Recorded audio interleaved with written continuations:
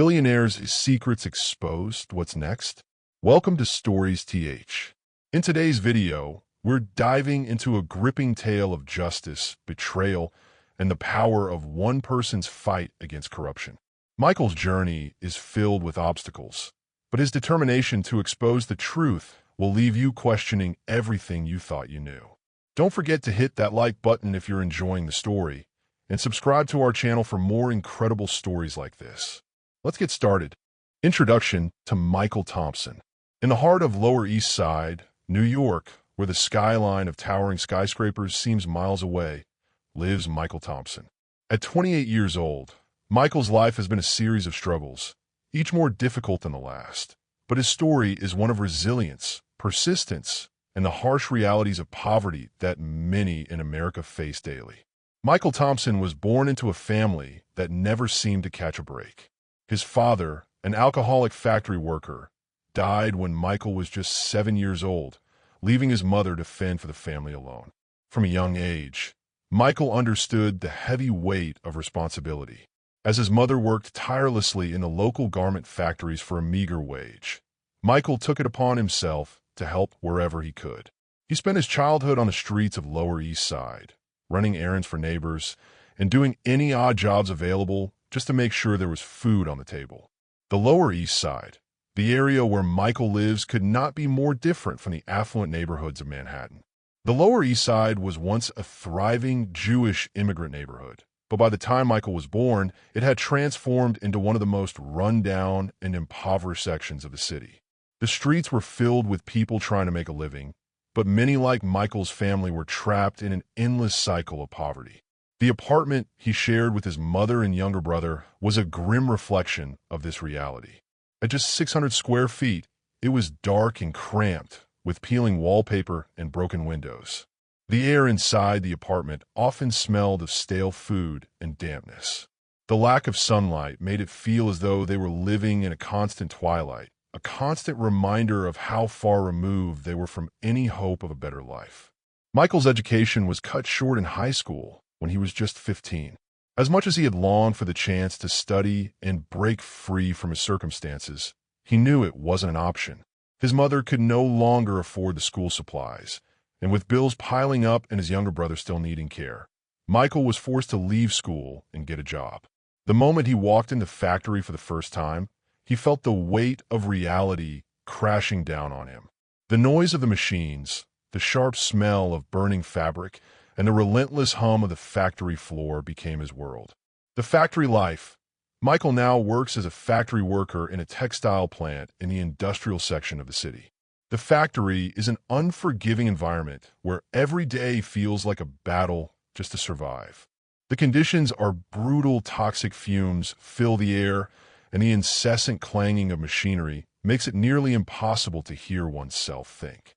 His job is monotonous.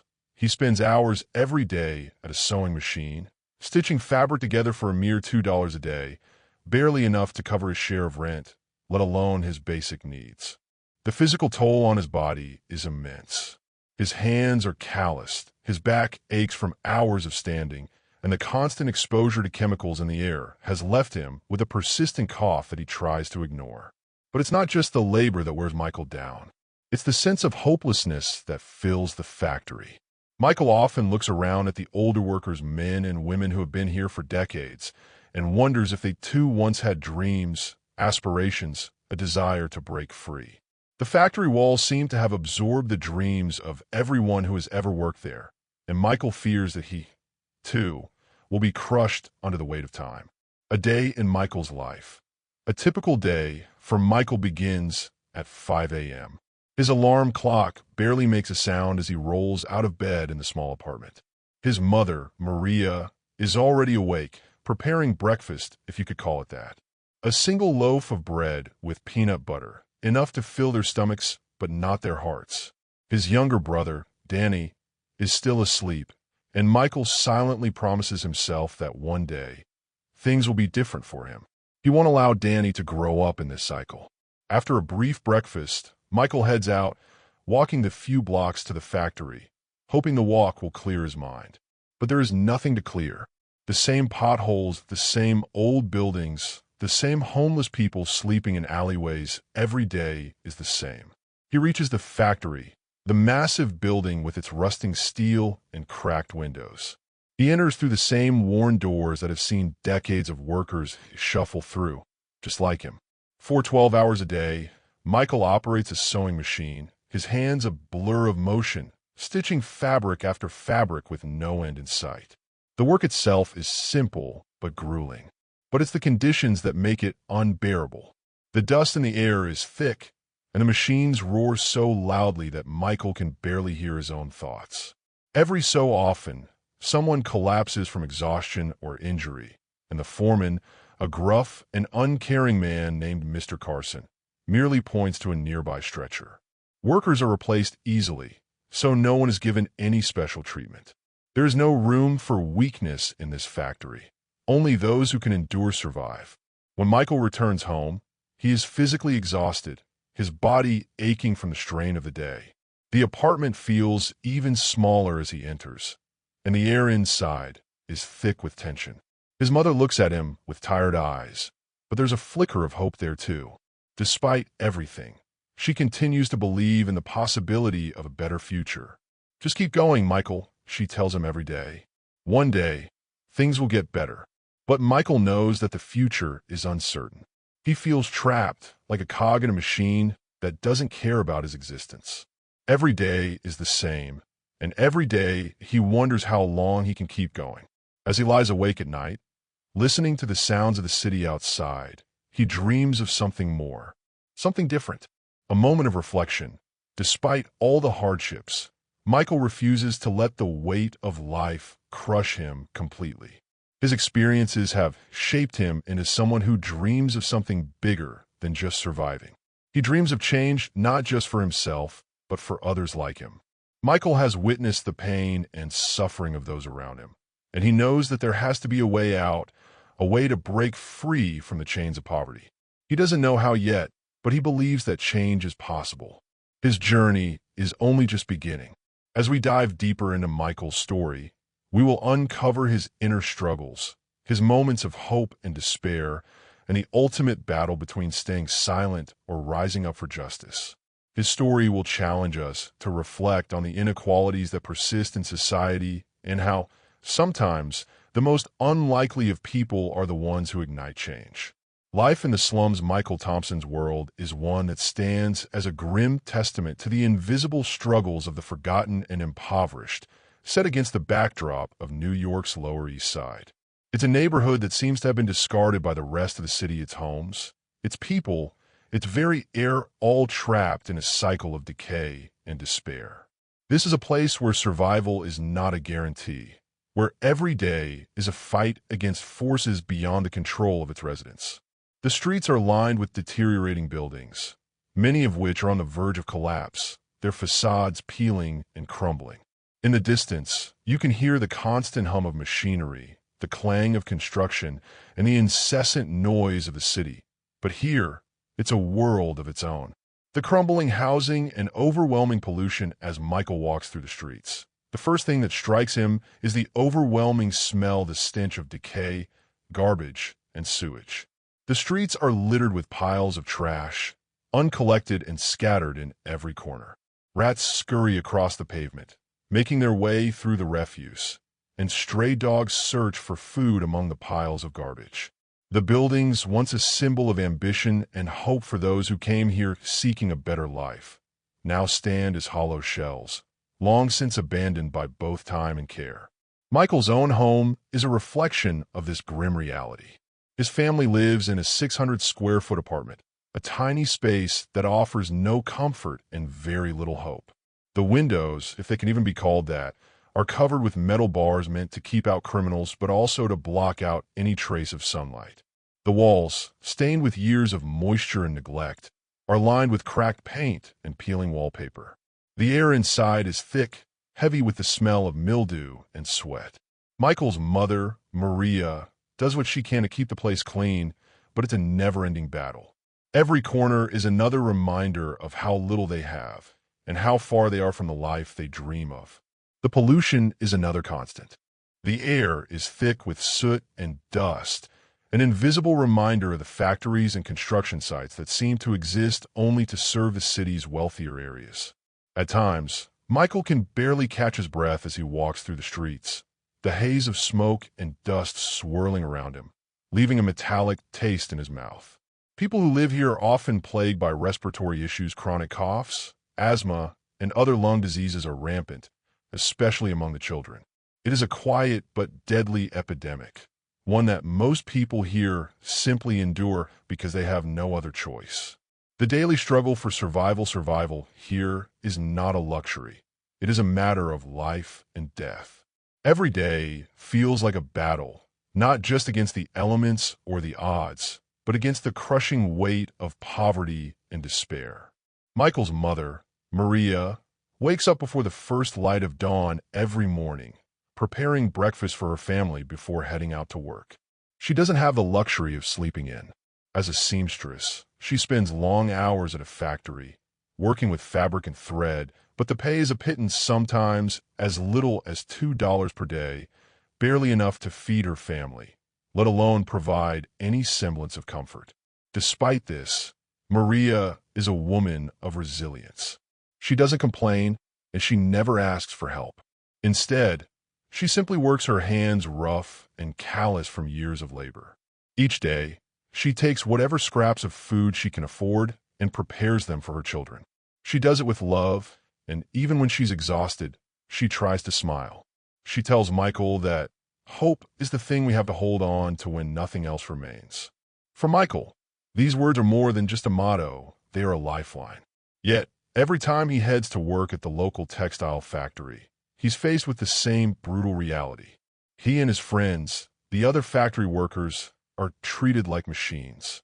They are part of an endless cycle of labor, and their conditions are only slightly better than the ones they go home to. The factory is noisy, with the hum of industrial machines drowning out all conversation. The air is thick with cotton dust, and the constant din makes it nearly impossible to hear the sound of your own thoughts. The heat is stifling, and every minute spent in the factory feels like an hour. Yet Michael and his colleagues are grateful for the work, no matter how bad it is, because it's the only thing keeping them alive. Their pay is barely enough to cover the most basic of needs. The wages they earn in a week are often spent on just enough food to keep them from starving. But for the people on the Lower East Side, this is what life has become, a daily struggle for basic survival. Friendships amid despair despite the brutal conditions. The people in Michael's life, his friends and family, are what keep him going. They are his source of strength, and they remind him that no matter how dark things get, there's always a reason to keep fighting. One of Michael's closest friends is Danny, not his brother, but a fellow factory worker. Danny is a man who, much like Michael, was born into poverty, but who carries a sense of humor and warmth with him wherever he goes.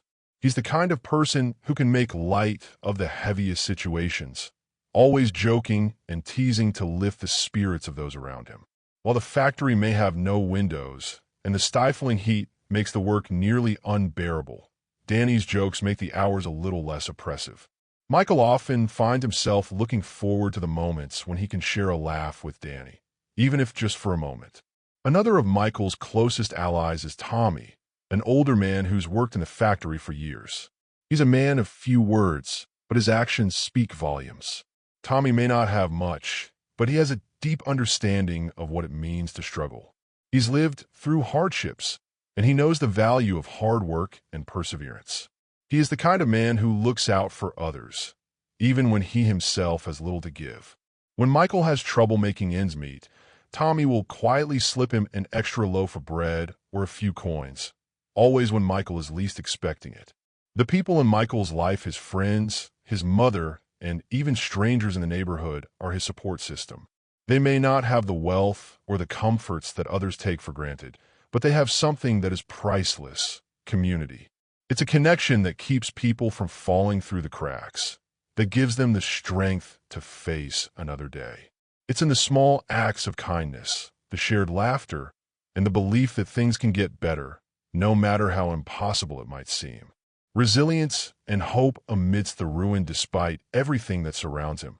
Michael continues to hold on to the flicker of hope that his mother instilled in him. It's a hope that even in the most dire of circumstances, something better is possible. Michael's world may be filled with the ruins of broken dreams, but the people around him have not given up yet. Every day, they fight not just for survival, but for a better future, a future that might one day break the cycle of poverty, illness, and despair. And so, as the sun sets over the Lower East Side, the people here gather together on the stoops of their homes, huddled together against the chill of the evening air. They share their stories, their hopes, and their dreams. They may not have much, but they have each other, and sometimes that's enough to keep going. Michael knows that, despite the darkness of their world, there is still light, however small, shining through. It's this resilience that defines the Lower East Side. The struggle for survival may never end, but as long as there is hope, there will always be the possibility of something more. The meeting with Samuel Barrington, Michael Thompson's life, had been a monotonous cycle of hardship and survival. But fate, as it often does in the unlikeliest of places, had a different plan for him. It all began one sweltering afternoon at the factory, where Michael was to meet a man who, unbeknownst to him, would change the trajectory of his life forever. Introduction to Samuel Barrington. Samuel Barrington was the type of man who is rarely seen in places like the Lower East Side, a fact that only added to his mystery and power. A 50-year-old magnate, Barrington was the CEO of Barrington Industries, a multi-million-dollar corporation that specialized in supplying raw materials to textile manufacturers.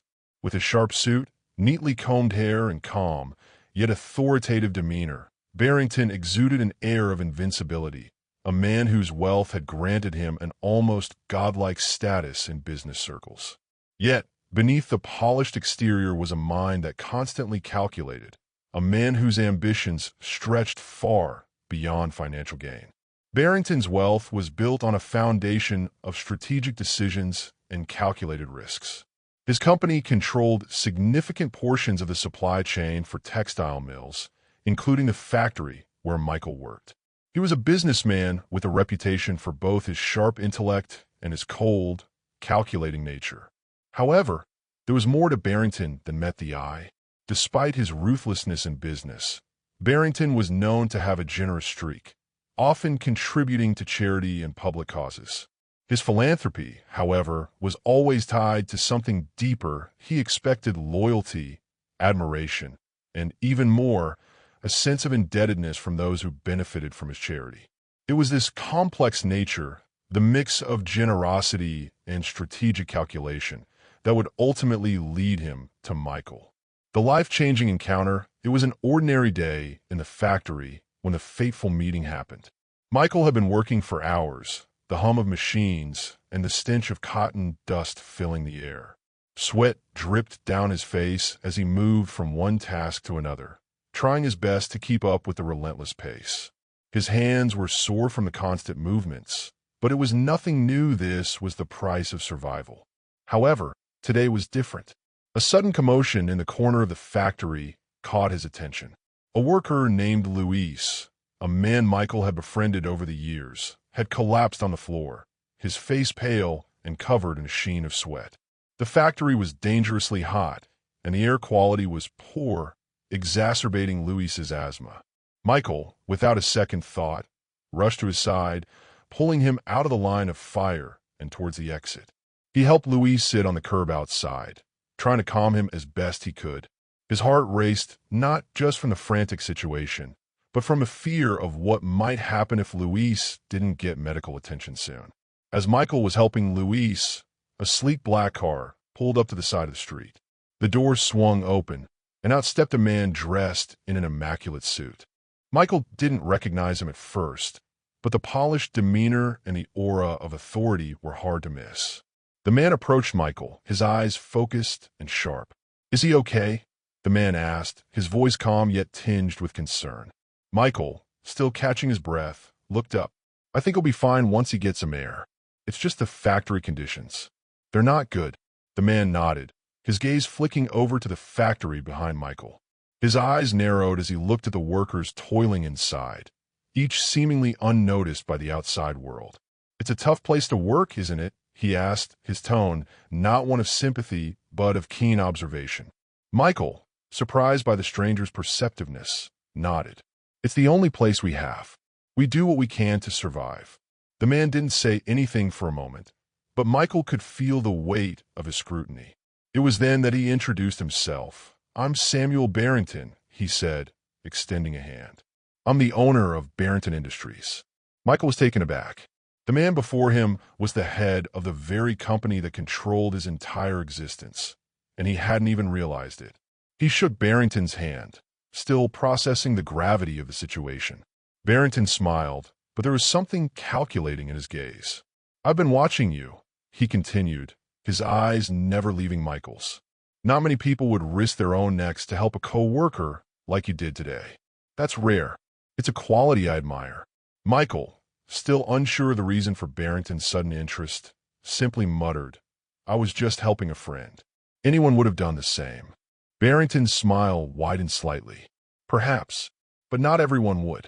And that's why I think you're someone I'd like to get to know better. A life-changing offer. What happened next was both unexpected and overwhelming. Barrington, after making sure Louise was safely taken care of, invited Michael to dinner. At first, Michael was hesitant. He had no reason to trust someone like Barrington, someone whose world seemed a million miles away from his own. However, Barrington's insistence was hard to ignore. Why don't you come with me? I'd like to talk about something important, Barrington said, his voice smooth but carrying an underlying sense of urgency. Over dinner at an upscale restaurant, Barrington spoke at length about his company, the challenges he faced, and his vision for the future. However, it wasn't the business talk that caught Michael's attention. It was Barrington's subtle yet persistent suggestion that Michael had the potential to do more.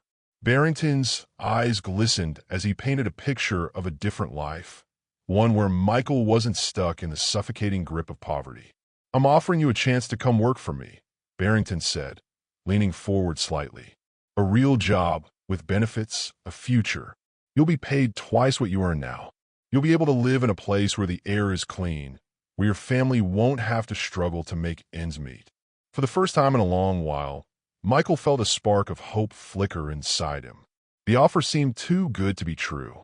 He thought of his mother, of Louise, of the daily grind that wore him down with each passing moment. But how could he leave everything behind for a stranger's promise? Barrington continued, almost as if reading Michael's hesitation. I'm not just offering you a job, Michael. I'm offering you an opportunity to change your life. You're someone who stands out not just because of your work ethic, but because of your heart. People like you are rare. That's why I'm willing to take a risk on you. Michael's initial doubt, though tempted by the opportunity, felt a strong sense of disbelief. How could someone like him, a mere factory worker from the slums, possibly fit into Barrington's world? What would he be giving up? What would he have to sacrifice? His doubts were loud in his mind, but as the night wore on, they slowly started to fade.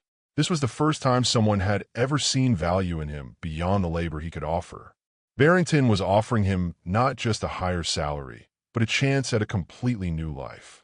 As Michael left the restaurant that night, he felt a sense of possibility he had never experienced before. The weight of his family's struggles, the factory's relentless grind, and the hopelessness that had once seemed endless were now, for the first time, within his control. A moment of transformation. The offer to join Barrington Industries was tempting, but it didn't come without its complications. Michael's initial instinct was to reject it.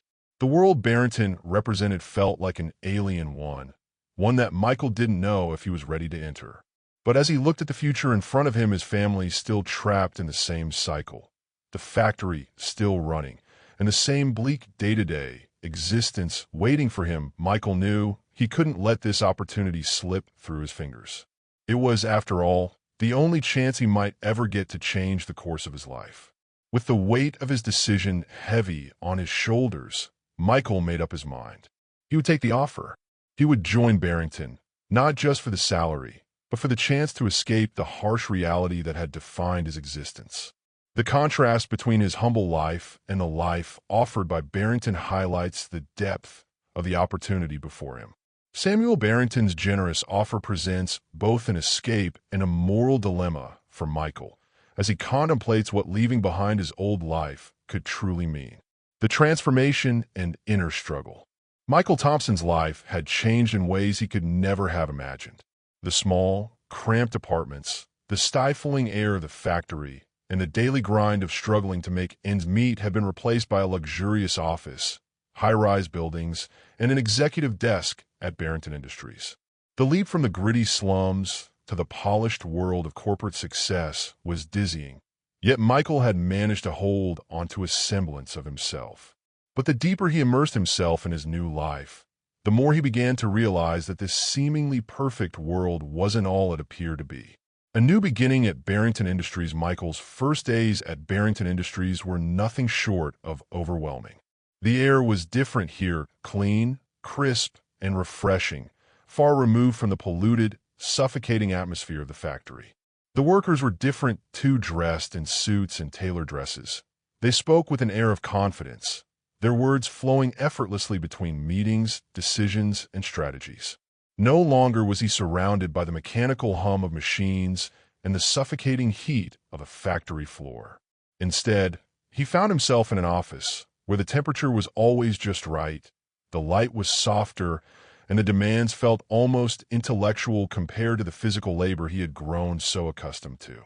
Michael's role was a junior manager, a position that came with a decent salary, double what he had earned at the factory, and a world of opportunities he could never have dreamed of before. He was given a spacious office, a well-dressed assistant, and a steady stream of meetings with influential people. At first, he was entranced by the luxury of it all. His clothes were now tailored suits, his shoes polished to perfection, and the food he ate was not the stale bread and watered-down coffee of his previous life, but gourmet dishes that spoke of status. Yet, as the days turned into weeks, the weight of the shift began to settle within Michael. There was something inherently wrong about this life. On the surface, everything seemed perfect, but beneath the surface lay an undercurrent of inequality and disparity that Michael could not ignore.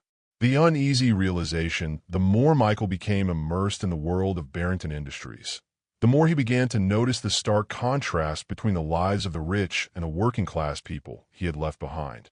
At Barrington, he was treated with respect, even admiration, but he began to feel increasingly uncomfortable in the circles he was now part of.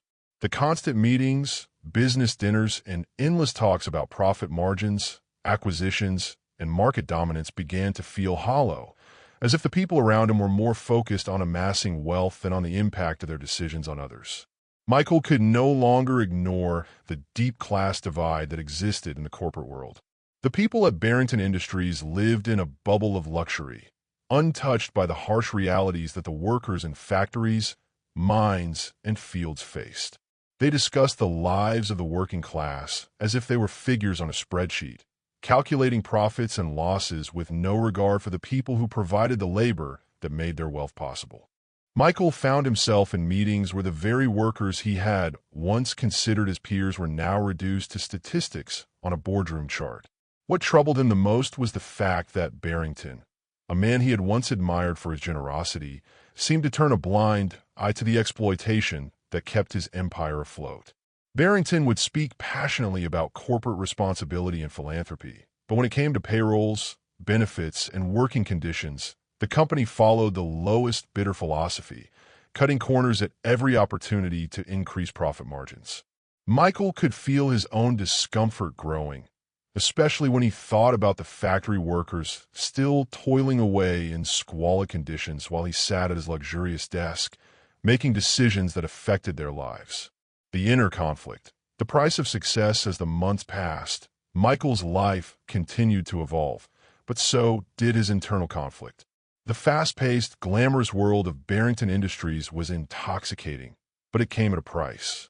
Every day, as he interacted with the upper echelon of society, the sharp distinction between himself and the workers he had left behind became more and more apparent. He found himself distant from the values that had once driven him, values like kindness, empathy, and community. The corporate world didn't seem to have much room for such ideals. In fact, it often seemed as if those who succeeded were the ones who could ignore the suffering of others.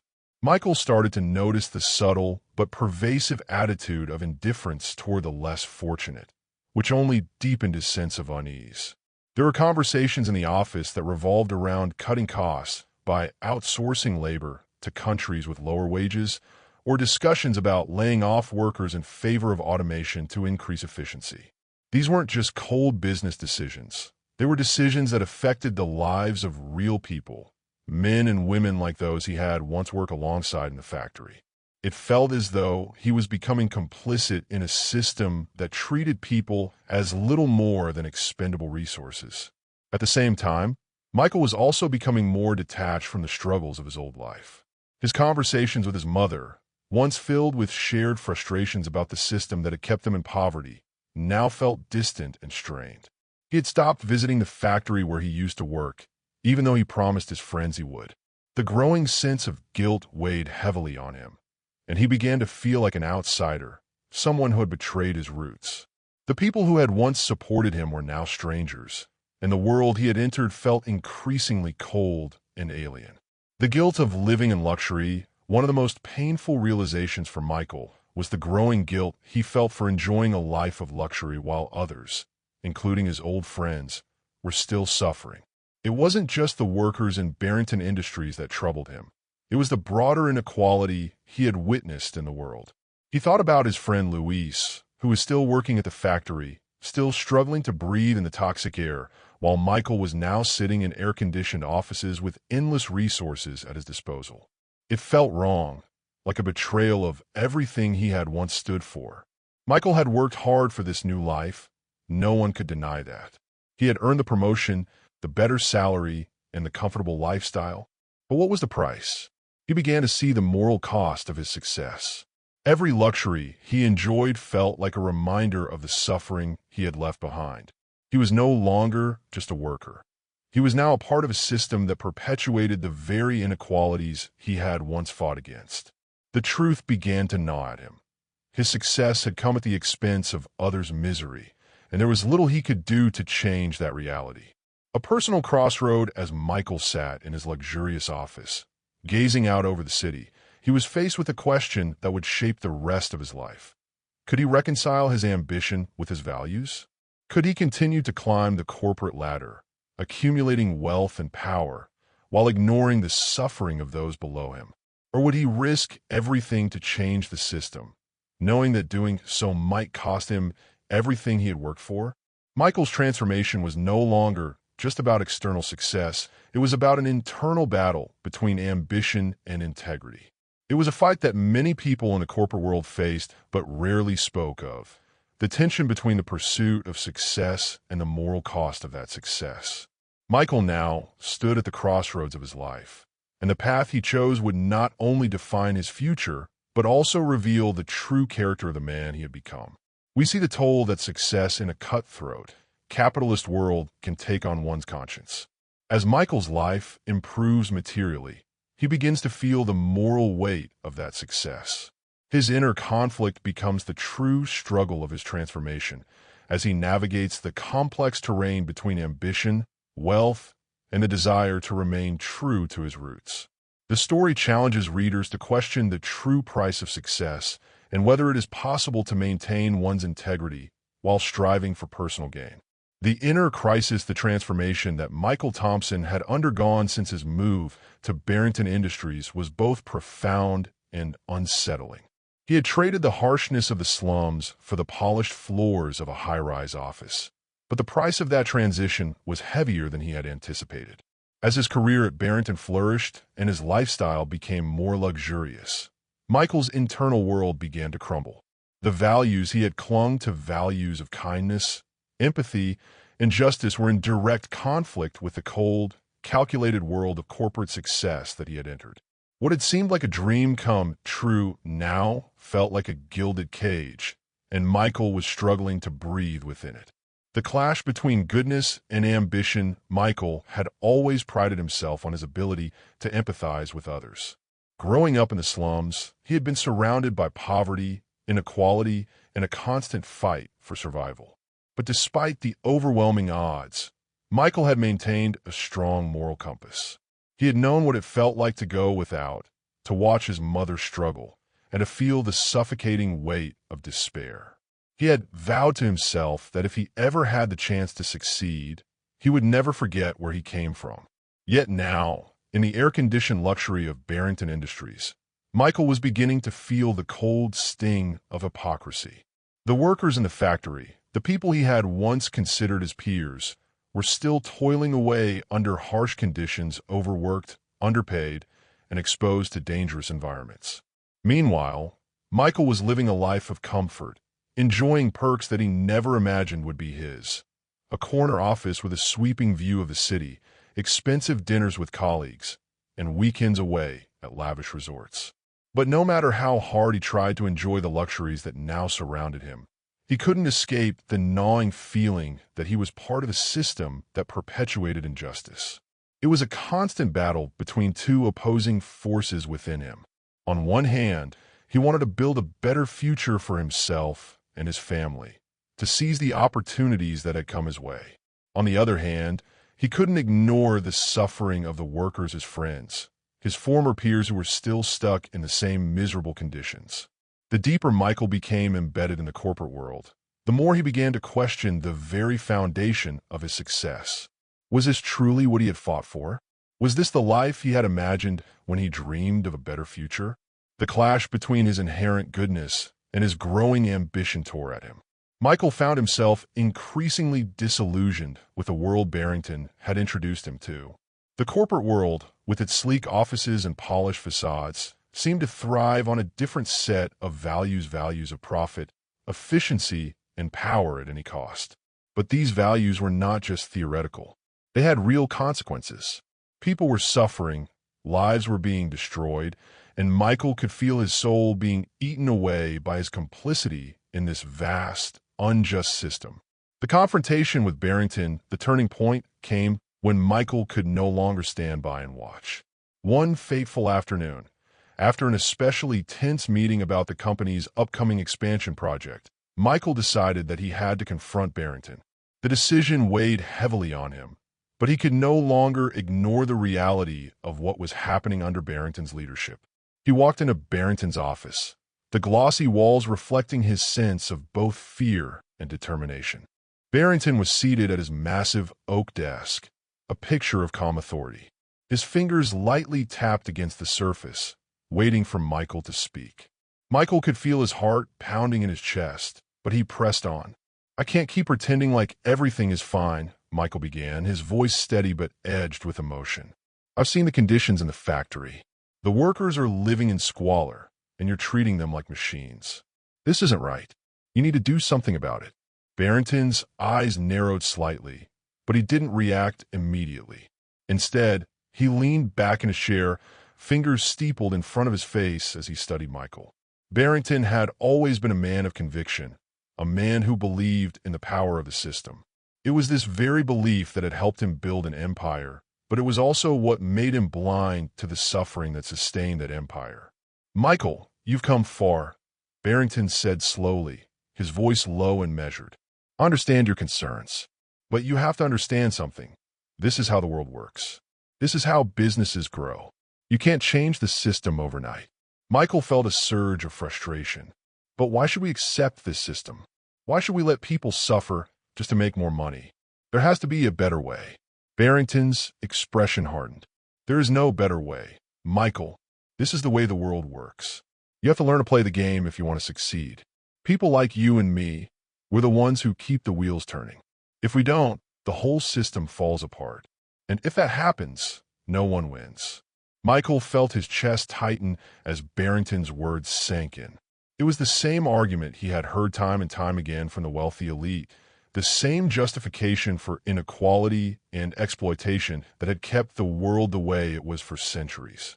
It was all about power, control, and profit. The workers were just a means to an end, nothing more. But Michael refused to back down. "I can't accept that," he said, his voice firm. "I won't be part of a system that treats people like disposable objects." Barrington's lips curled into a small, almost pitying smile. "You'll learn, Michael. You'll learn that this is the price of success. You're young, you're idealistic, and you think you can change the world. But trust me, no one can. I've been in this game for decades. You'll see that in the end, the system wins." The conversation left Michael feeling empty. Barrington's words echoed in his mind, but they didn't make sense. How could someone as intelligent and charismatic as Barrington, someone who had risen to the pinnacle of success, be so blind to the suffering of others? How could he justify the sacrifices that were made in the name of profit?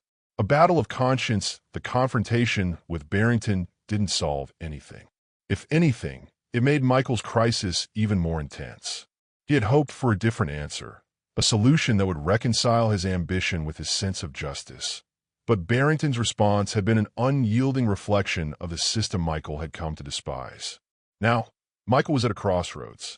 The corporate world, with all its wealth and power, had given him everything he had ever dreamed of, but at what cost? He had sold part of his soul in exchange for success. He was living a life of comfort, but his conscience was heavy with the weight of his actions. As the days passed, Michael continued to grapple with his inner demons. He knew that if he wanted to change, he would have to confront not only Barrington, but the very system that had made them both who they were. But was he strong enough to make a stand? Could he take the risk of losing everything, his job, his wealth, his status, just to do what was right? The road ahead was unclear, but Michael knew one thing for certain. The battle for his soul had only just begun. Michael's internal struggle becomes more pronounced. The tension between his moral compass and his desire for success deepens as he confronts Barrington, the embodiment of the corporate system. This battle of conscience forces Michael to question the very essence of his values and whether he can continue to thrive in a world that rewards exploitation and inequality. The road ahead is uncertain, but it is one that Michael must walk if he is ever to reconcile his ambition with his need to live a life of meaning and integrity. The decision to fight Michael Thompson stood at a crossroads, a decision weighing heavily on his heart. The comfortable life he had built, rich with luxury and surrounded by corporate success, was now starkly contrasted with the reality of his conscience.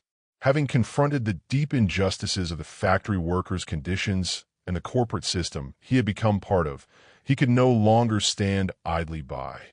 The disparity between the lives of the factory workers and his own was suffocating, and his mind couldn't escape the haunting question: was success worth sacrificing his values?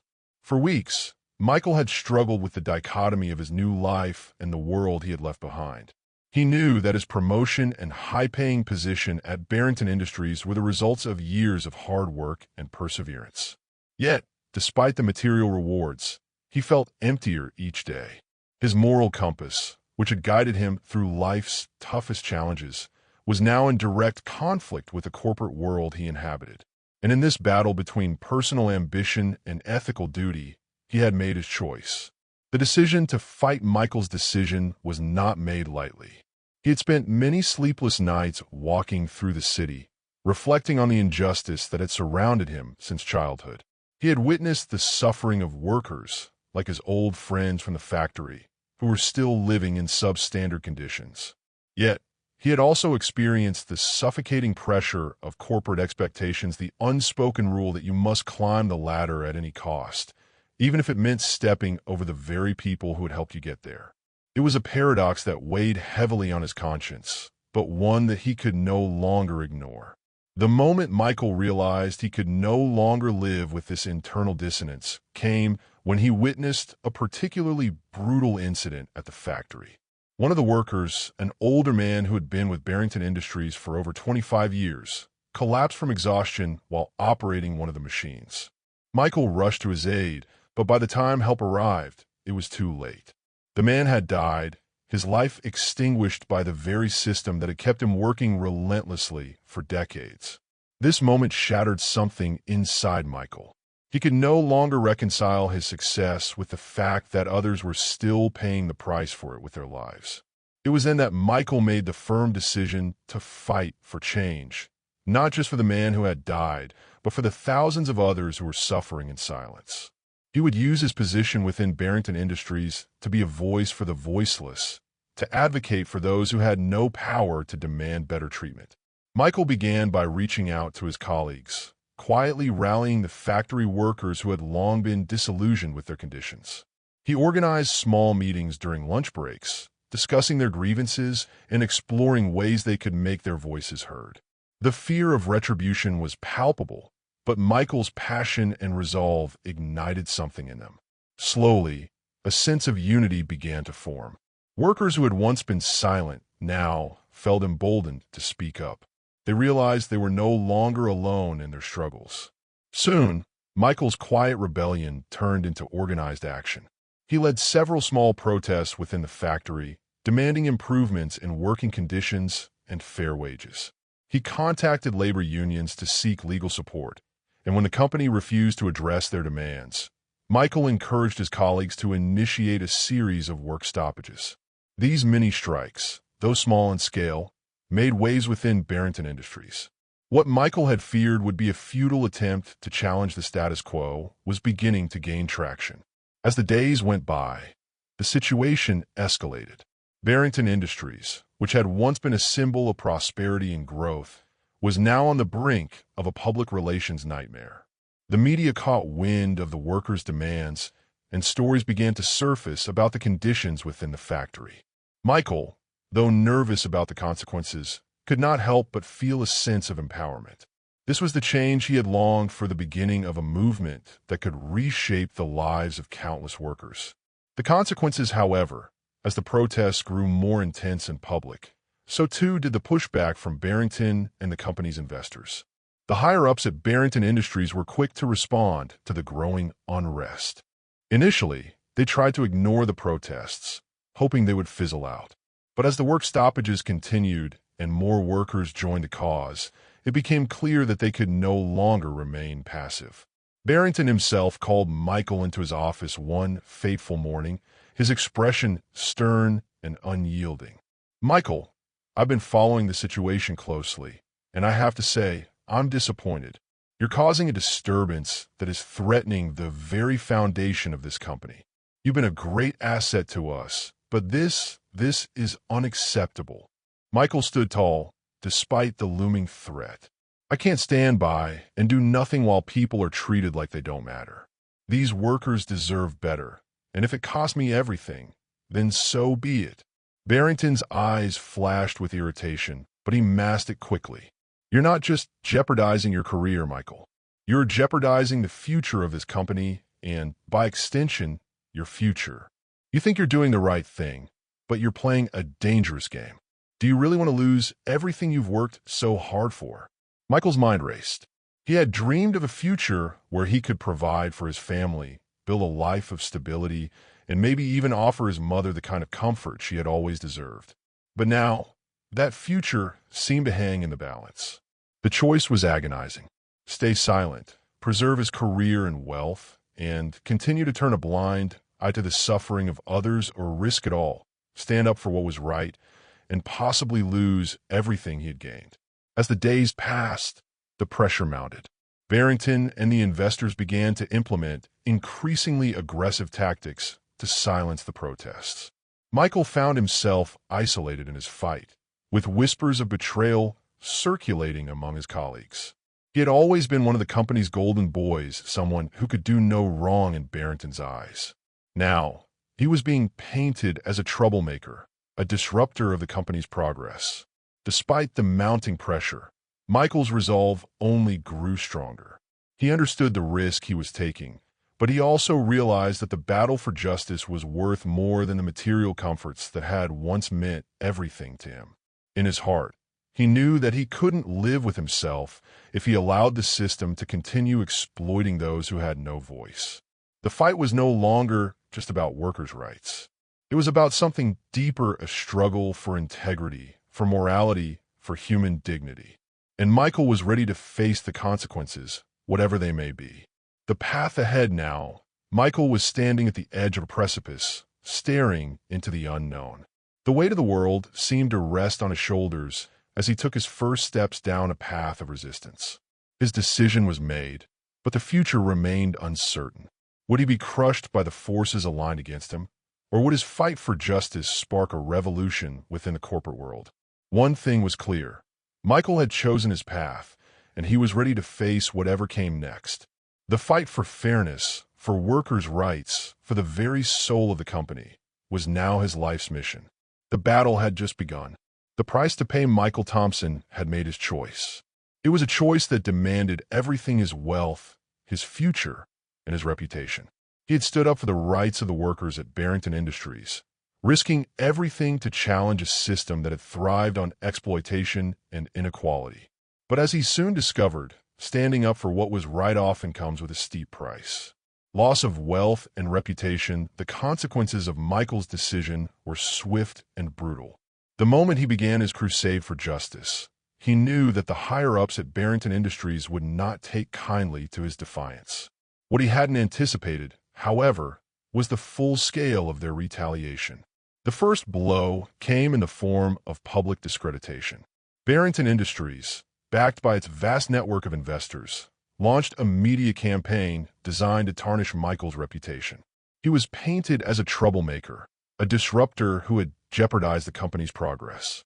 His once pristine reputation as a rising star in the corporate world began to unravel. News outlets painted him as a rogue executive, someone who had lost sight of the corporate goals in favor of personal idealism. They made it seem as though his desire for social justice was nothing more than a whim, an act of naivete that threatened the livelihoods of countless others. The company's carefully crafted image of benevolence and corporate responsibility was shattered, and Michael was made to pay the price. As the media storm grew more intense, investors began to pull their support. Barrington Industries, once a symbol of growth and innovation, was now on the verge of a crisis. Michael's defiance was a public embarrassment to the company. It didn't take long for the board members to isolate him. He was gradually stripped of his responsibilities, pushed out of the decision-making rooms, and eventually exiled from the very company that had once elevated him. No longer was he the golden boy who had proven himself to be an indispensable asset. Instead, he was labeled a liability, someone who no longer fit the corporate mold. For Michael, the loss was not just financial, it was personal. His ties to Barrington Industries had been more than just a job. They had been his identity, his sense of worth. His entire life had been built around the assumption that if he worked hard enough, he would achieve financial security and a place among the elite. But in one fateful decision, everything crumbled. The luxurious apartment in the Upper East Side, the lavish dinners with clients, the expensive suits, all of it was gone. In the blink of an eye, he was thrust back into the reality of his humble beginnings, returning to the slums. The harsh reality of his decision came into full view when Michael was forced to return to the Lower East Side, the same impoverished neighborhood he had struggled to escape years ago. The apartment he had once shared with his mother had long since been sold, but Michael was able to find a modest flat in the same district. It was a far cry from the spacious penthouse he had become accustomed to, but the crumbling walls and dimly lit rooms felt familiar, as though the city was reminding him of who he really was. At first, Michael found it difficult to adjust. The clang of metal doors slamming shut, the sounds of children playing in the streets, and the smells of street food were a stark contrast to the quiet luxury he had once enjoyed. The people around him seemed to be caught in a cycle of poverty, much like the workers he had once worked with. But in the midst of this struggle, he found a strange sense of comfort.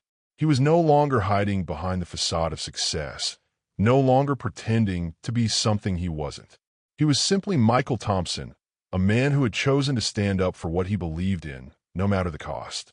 Though the financial strain was overwhelming, Michael found solace in the fact that he had stayed true to himself. He now lived among the people he had once tried to help. He saw their faces more clearly now, understood their struggles more intimately, and realized that the battle for fairness was not over. He had lost his wealth, his career, and his reputation, but he had gained something far more valuable: peace of mind. The daily grind of life in the Lower East Side was relentless, but Michael couldn't help but feel a sense of solidarity with the people around him. They were survivors, just as he had been, and although their lives seemed bleak, Michael knew that their collective strength could move mountains. As he walked through the crowded streets, He began to notice something he hadn't seen before: the way people came together, shared what little they had, and looked out for one another. It was a stark contrast to the cutthroat corporate world he had left behind, where success was achieved at the expense of others. One evening, as he sat in a local diner, nursing a cup of coffee, Michael struck up a conversation with an elderly woman named Mabel, who had lived in the Lower East Side for over 60 years. She had seen it all: wars, poverty, economic downturns, and yet she never lost her sense of hope. When Michael asked her how she kept going despite the hardships, Mabel replied, "It's simple, son. You have to stand up for what's right. And if you fall down, you get back up. It's all about the fight, not the winnings." Mabel's words resonated deeply with Michael. They were a reminder that the true measure of success wasn't wealth or status, but the integrity with which you lived your life. He had made his choice, and although the consequences had been severe, he now felt a renewed sense of purpose. The sacrifice was painful, but it was one he was willing to endure. He could never have lived with himself if he had chosen to remain silent. The fight continues despite the immense challenges Michael now faced. He refused to give up on the cause he had started. The workers at Barrington Industries were still fighting for their rights, and Michael felt an obligation to continue supporting them. He began using his limited resources to organize grassroots campaigns, mobilizing communities and raising awareness about the issues faced by factory workers. He couldn't do it on the scale he had once imagined, but the spark he had ignited was far from extinguished. One of Michael's first steps was to reach out to labor unions, hoping to garner support for the workers who were still suffering under the exploitative practices of Barrington Industries. He spoke at local rallies, attended meetings in the back rooms of community centers, and did everything he could to bring attention to the plight of the workers. Though the fight seemed endless, Michael remained unwavering in his belief that change was possible. In time, Michael began to earn the respect of his community once more. People recognized him not as a fallen corporate executive, but as someone who had risked everything for a cause greater than himself. He was no longer the wealthy, polished man who had walked through the halls of Barrington Industries with a briefcase and a tailored suit. Instead, he was a man of the people, a symbol of the possibility that one person standing alone could make a difference. Reflections on the price of integrity. Michael had learned the cost of integrity, the price of choosing what is right over what is easy. But as he looked around at the people in his community, he realized that the struggle for justice was far from over. He may have lost his wealth, his status, and his position, but he had gained something that was worth far more: a deep connection to the people he had once fought to help, and a sense of peace that he had never known in the corporate world. As the sun set over the Lower East Side, casting long shadows over the streets, Michael felt a sense of quiet satisfaction. His journey had been difficult, and the road ahead remained uncertain. But for the first time in a long while, he felt that he was exactly where he was meant to be. The fight for fairness had cost him much, but it had also given him something he could never lose: his integrity, his purpose, and his place in the world. And that, in the end, was worth any price. The final confrontation, the battle that Michael Thompson had long anticipated, was now on the horizon. It was the final showdown, the culmination of all his efforts to fight for the workers' rights, and a stark confrontation with the corporate giants who had spent years enriching themselves at the expense of others. Michael knew the stakes were high. If he failed now, he would lose everything, but if he succeeded, he would change the lives of countless people forever. This was not just about his personal journey anymore. It was about something much greater. This was about justice, about creating a world where equality wasn't just a dream, but a reality. The rising movement, it had been months since Michael's return to the Lower East Side, but the fire inside him had only grown stronger. His fall from grace in the corporate world had left him with little to lose, but it had also ignited a deep sense of purpose. He couldn't stand by while the people he had once worked with and for continued to suffer. The factory workers were still subjected to unbearable conditions, working long hours for meager wages, living in fear of being replaced by cheaper labor. Michael realized that the only way to truly make a difference was to unify the workers, to rally them around a common cause, to give them the strength and courage they needed to stand up for themselves. Slowly but surely, he began to build a coalition. Union leaders, activists, and ordinary factory workers, who had long been silent and oppressed, came together to form a formidable movement. They created petitions, organized protests, and staged walkouts. For the first time, the workers felt they had a voice and opportunity to demand the respect and wages they deserved. At the heart of this movement was Michael's determination. He used his knowledge of the corporate world to outmaneuver the barriers Barrington Industries had set up. He appealed not only to the workers' grievances, but also to the moral conscience of the public. Social media campaigns were launched, leveraging platforms like Twitter, Facebook, and Instagram to spread the word about the injustices at Barrington. As word spread, the movement gained momentum, and the workers' struggle became national news. Michael's efforts were not without risks. Barrington's upper echelons, along with their network of investors, were well aware of the growing movement and the threat it posed to their profits. The corporate elite were not going to let Michael, once one of their own, disrupt their lucrative system without putting up a fight. They began to use their considerable influence to suppress the movement, employing a wide range of tactics: legal threats, bribes, and even smear campaigns targeting Michael's character.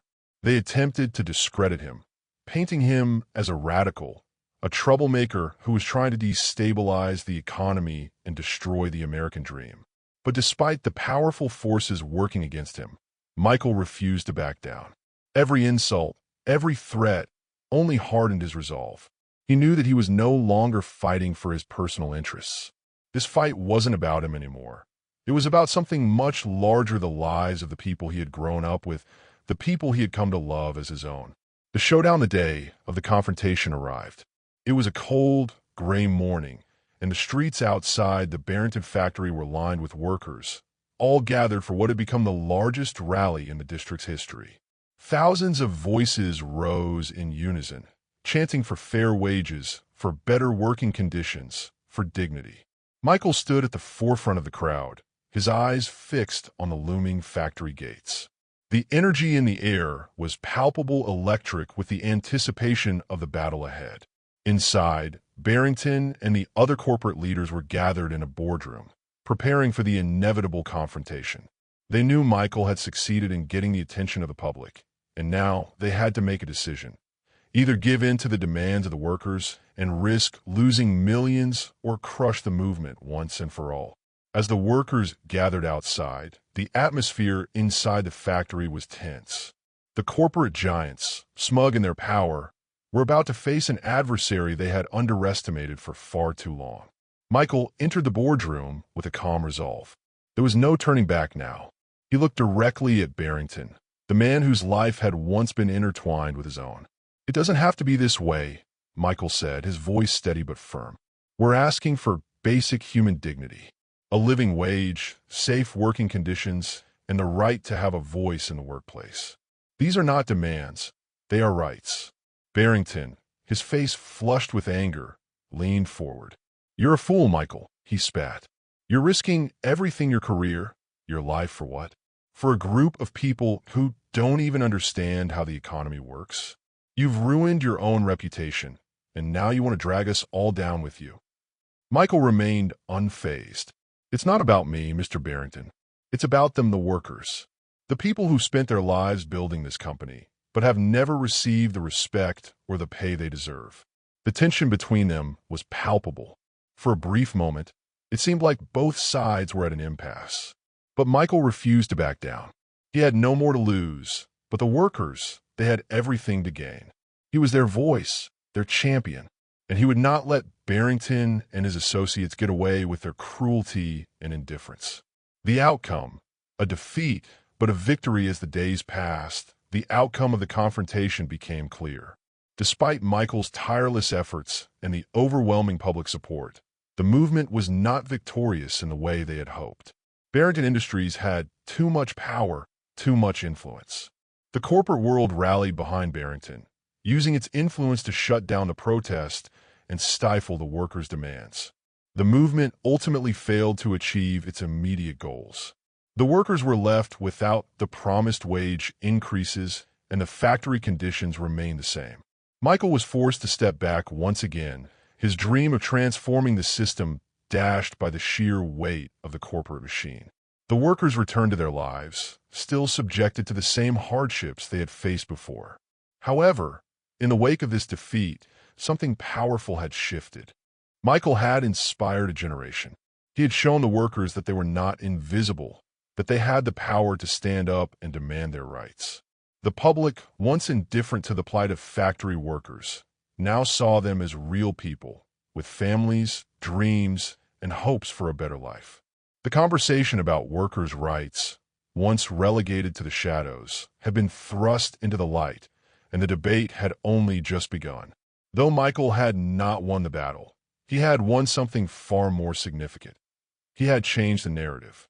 He had proven that one person standing against a system of injustice could ignite a movement.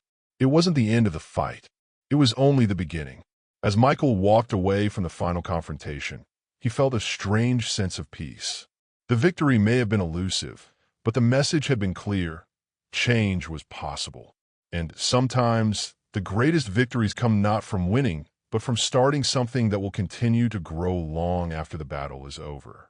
In the end, Michael had proven that even in the face of overwhelming odds, one person can make a difference. The road to recovery and the ending the journey of recovery the days that followed the failed confrontation with Barrington Industries were long, and for Michael, they were filled with a sense of emptiness. His efforts, so fervent and full of hope, had not yielded the victory he had fought for. Yet, despite the overwhelming weight of defeat, Michael was far from broken. Instead of succumbing to despair, he chose to channel his frustration and heartache into something that had always been at the core of his existence, a passion for justice. Michael had spent months working tirelessly to bring about change, and though the system had crushed his efforts in the short term, he realized that the battle for workers' rights had only just begun. The workers, the very people he had fought for, were still suffering. They still had no voice, no one to stand by them in the fight for dignity and respect. It was clear that the road to real change would be long, fraught with obstacles, but it was a road worth traveling. Slowly but surely, Michael began to rebuild his life. He returned to the streets of the Lower East Side, where he had first made his mark. But this time, he was not the same Michael who had walked away from his past, desperate to escape it. He was stronger, more resilient, and deeply committed to the cause of the working class. His mission had grown clearer. He was going to create an organization that would not only advocate for workers' rights, but also help empower them, to give them the tools they needed to fight for themselves. He named the organization the New Dawn Workers Coalition, a grassroots movement aimed at educating workers on their rights, providing legal support, and organizing peaceful protests and strikes when necessary. He knew that systemic change would not come easily, but if he could ignite the spark for others to follow, then perhaps, just perhaps, the flame of revolution would one day burn bright enough to transform the system for good. Building the foundation as he began this new chapter, Michael worked tirelessly to build relationships with community leaders, legal experts, and other activists who shared his vision. The coalition started small, with just a handful of committed individuals. But over time, word of the New Dawn Workers Coalition spread, and more workers began to rally behind the cause. Michael found himself surrounded by like-minded individuals who were just as passionate as he was about changing the unjust system that kept them all in chains, be it the factory workers, restaurant employees, or the janitors who kept the city clean while being paid a pittance. The coalition held regular meetings where workers could come together, share their experiences, and find solidarity. Michael spoke at rallies, not with the bombastic speeches of a politician, but with the quiet authority of someone who had walked the walk. His words carried weight because he had lived the struggle. He understood the desperation of working long hours in unsafe conditions, of scraping by just to make ends meet, and of being treated like an expendable cog in the wheel of corporate profit. One of the first major victories of the New Dawn Workers Coalition came when they successfully helped a group of undocumented immigrant workers at a local factory who had been subjected to wage theft. Michael and his team organized a public demonstration that drew the attention of local media. With the support of the public and legal backing, they forced the factory to pay the workers the wages they were owed, setting a precedent for future cases. Facing new challenges, however, as Michael's organization gained strength, it also began to attract new challenges. The corporate world did not take kindly to the idea of organized labor that had the potential to disrupt their operations. They began to use more sophisticated methods to silence the movement. Lobbyists worked behind the scenes to sway local politicians, and corporate-backed media outlets began to smear Michael's name, branding him as a troublemaker, a radical, someone who wanted to destroy the American dream. But this time, Michael was not alone. The workers, who had once been afraid to speak out, now had a voice. They knew that the fight would not be easy, but they also knew that change was possible. The New Dawn Workers' Coalition was gaining ground, and its message was resonating with more and more people. Activists, community leaders, and even college students joined the movement, eager to stand up for what they knew was right.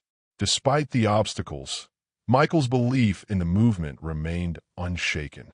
He understood that real change was a slow process, one that required perseverance, sacrifice, and unwavering faith. He was in it for the long haul. The movement might not win every battle, but every small victory, every step forward was a victory for the working class, for the marginalized, for those who had been ignored and dismissed for far too long.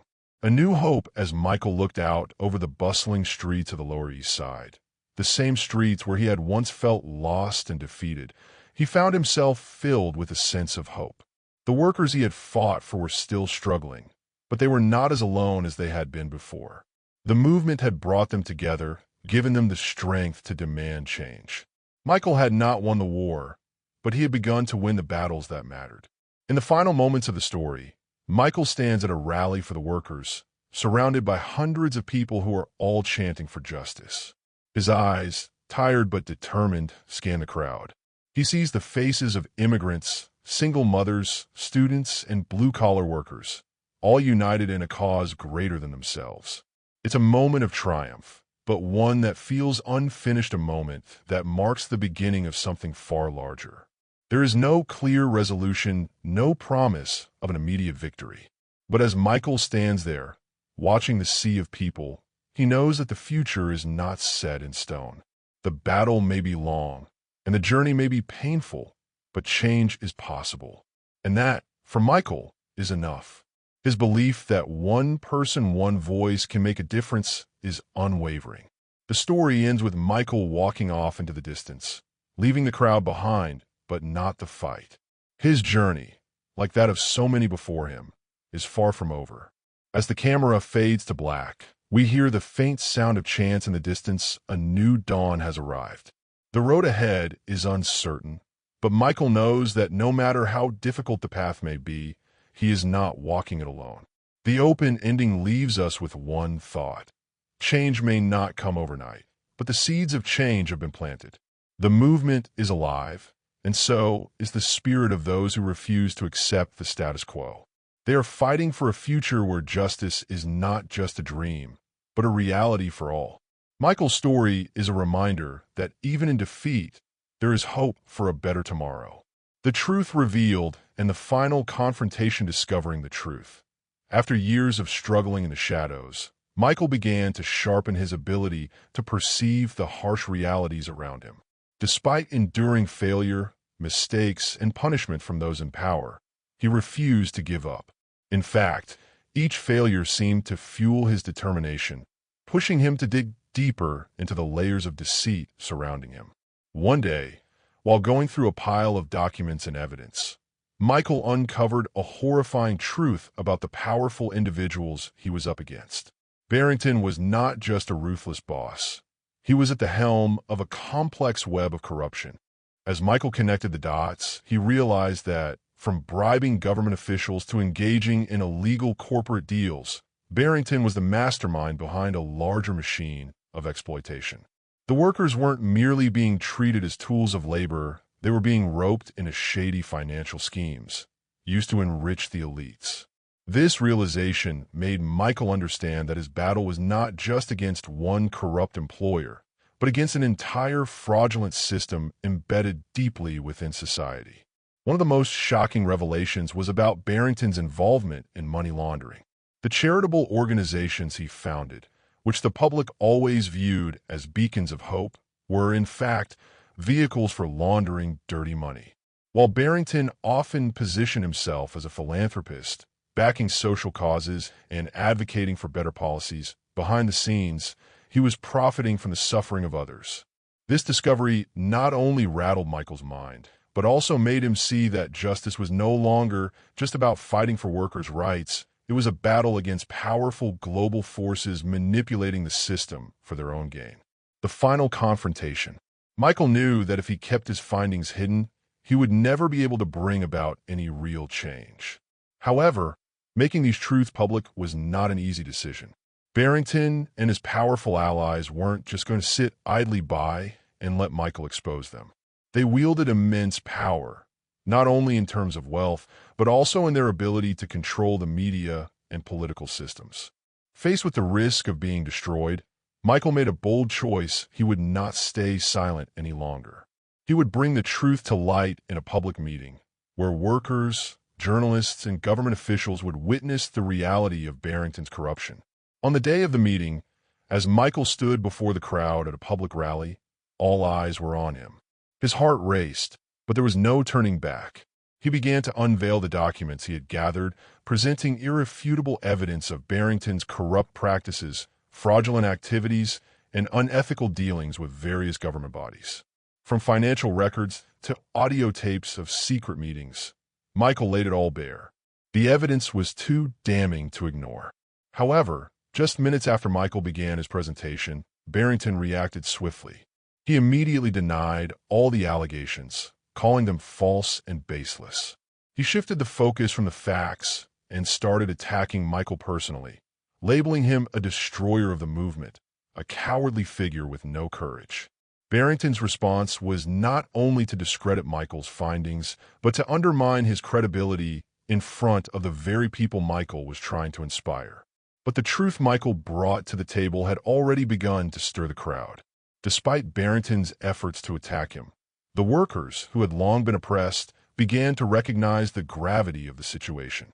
They could feel the power of the truth. The workers, once silenced and beaten down, now saw that their struggle wasn't just Michael's, this was their fight too. They started to rally behind him, refusing to tolerate the injustice any longer. Protests broke out, not just in the factories, but across the city, escalating tensions to a breaking point. The outcome of the battle.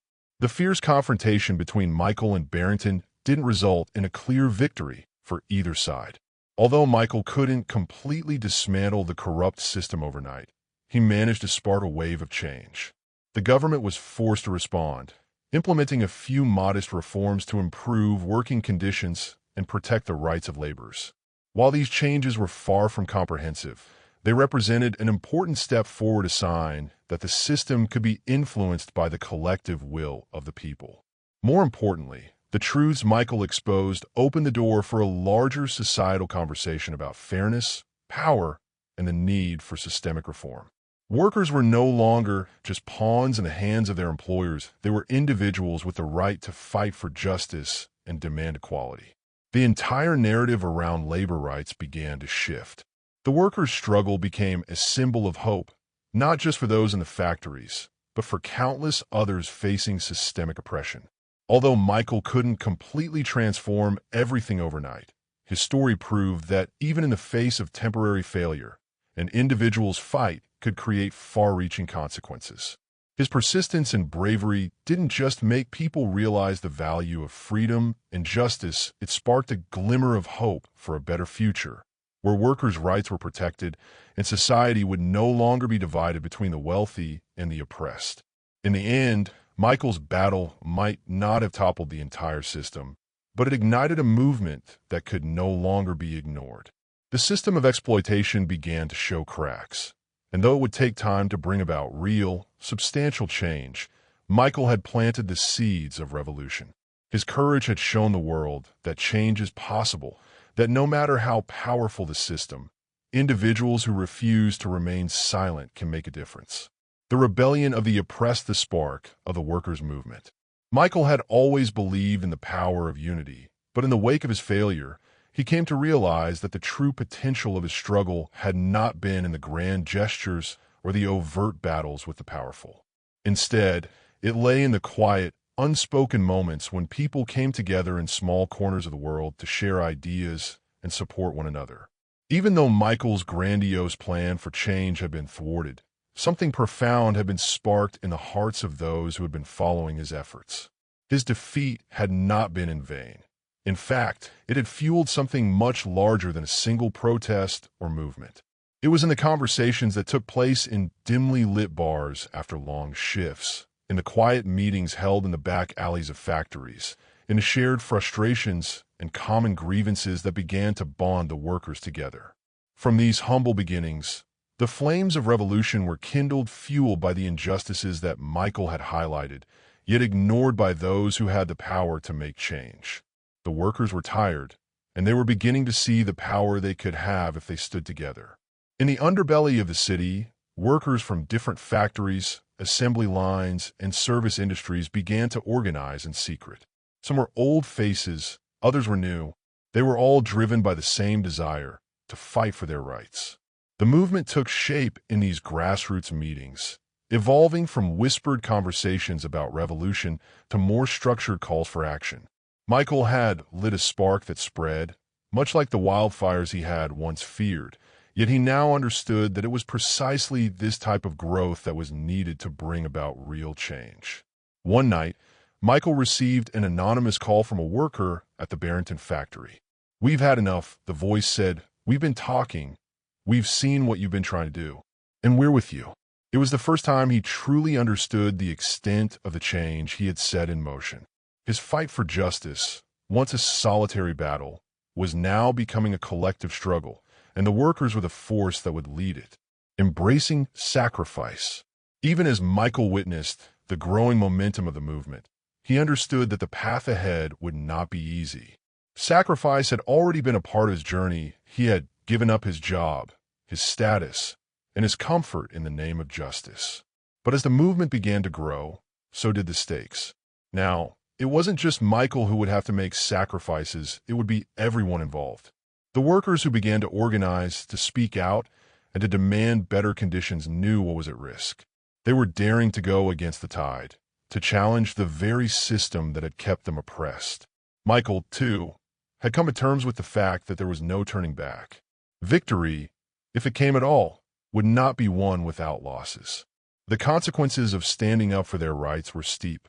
Firing squads of corporate power were already in place to strike down any attempt to disrupt their carefully curated systems of profit and control. Yet despite this, Michael remained steadfast in his belief that change would not come easily. He continued to teach the workers that true change was never won without sacrifice. Michael's own journey had shown him that the price of justice was steep. The message he spread was clear. The path would be difficult, filled with setbacks and struggles, but only through collective action could they achieve anything. His dedication to this ideal inspired others to commit to the cause, even at great personal risk. Some workers lost their jobs, others were blacklisted from future employment, while many faced harassment and threats. But they understood that without this sacrifice, there would be no chance for change. Michael's example of walking away from the comforts of a high-paying job and living among the workers had given them the courage to follow suit. His ability to stand in the face of immense pressure had made it clear to them that change was possible, but only through a willingness to sacrifice what they held dear. The movement gains attention. As the workers began to organize, their presence did not go unnoticed. What had started as small protests and minor strikes soon began to gather momentum. The factories that had long exploited their workers now found themselves at the center of a growing storm. At first, the management of Barrington Industries brushed off the workers' demands as a minor inconvenience. But as the protests escalated and more workers joined in, the tension began to rise. News outlets, initially hesitant to report on the struggles of the working class, began to cover the strikes in detail. Local newspapers, recognizing the growing public interest, ran stories about the workers' plight.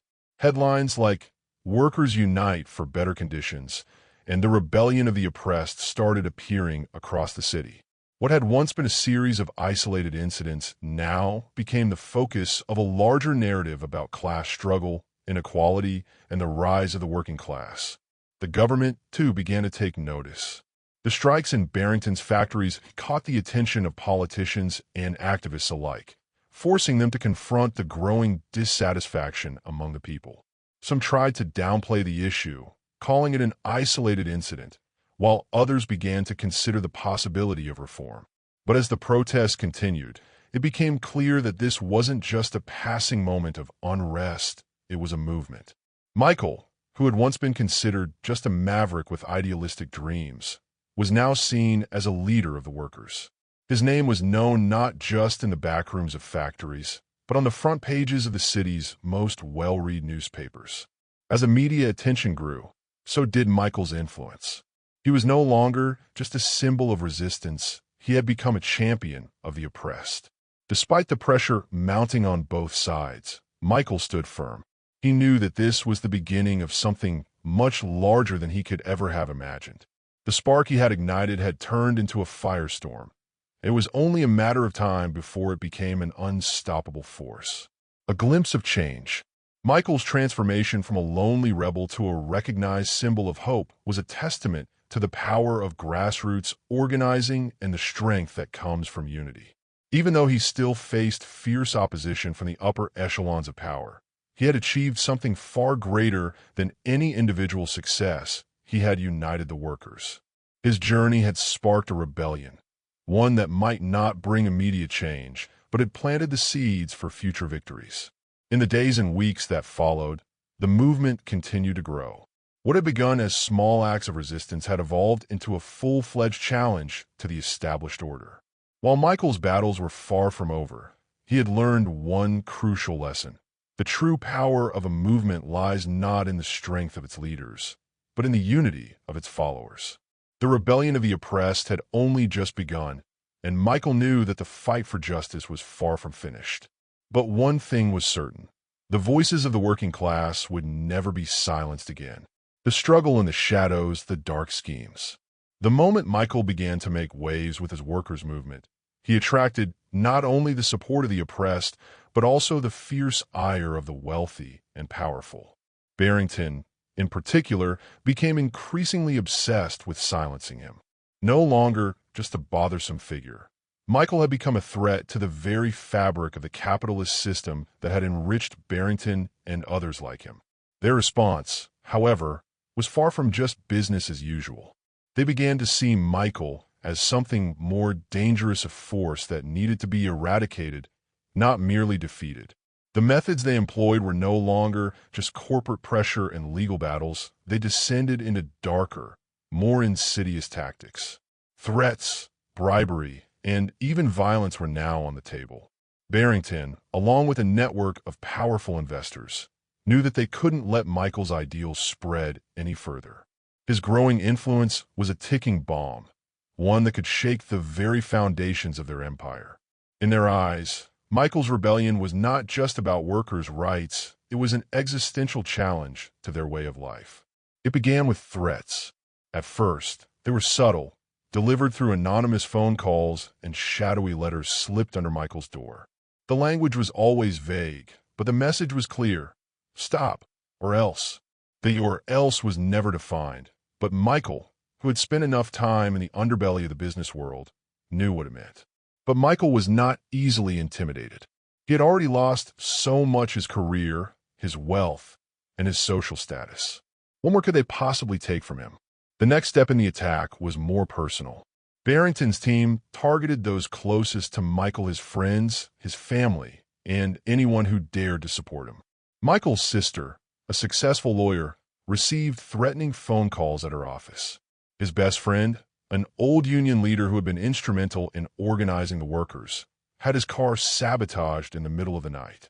And then, as if to send a more chilling message, Michael's elderly mother was harassed by private investigators hired by Barrington's associates, digging into her past, attempting to blackmail her into turning against her son.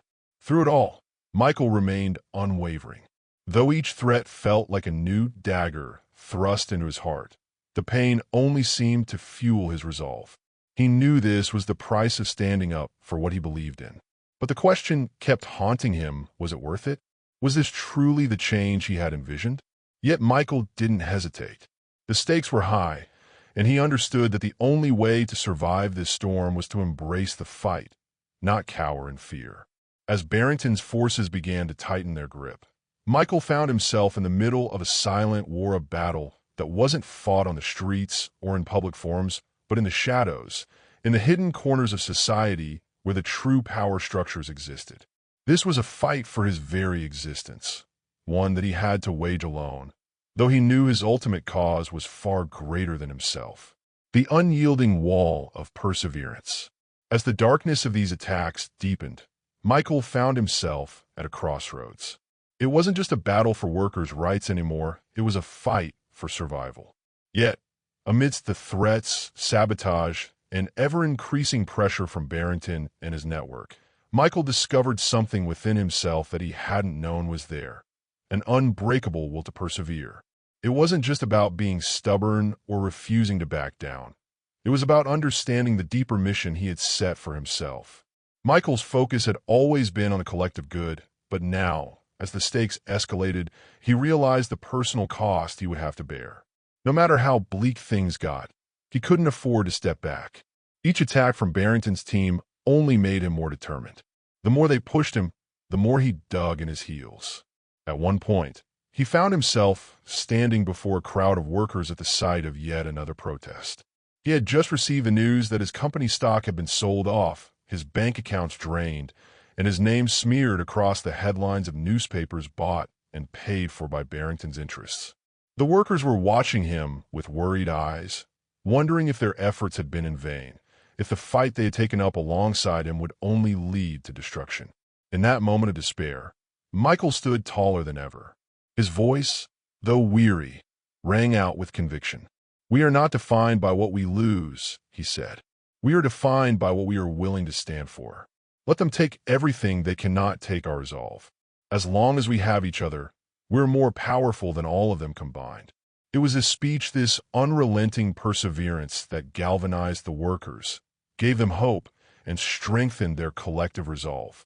Despite the brutal efforts of Barrington and his powerful backers, Michael knew that the real weapon he had was the solidarity of the workers.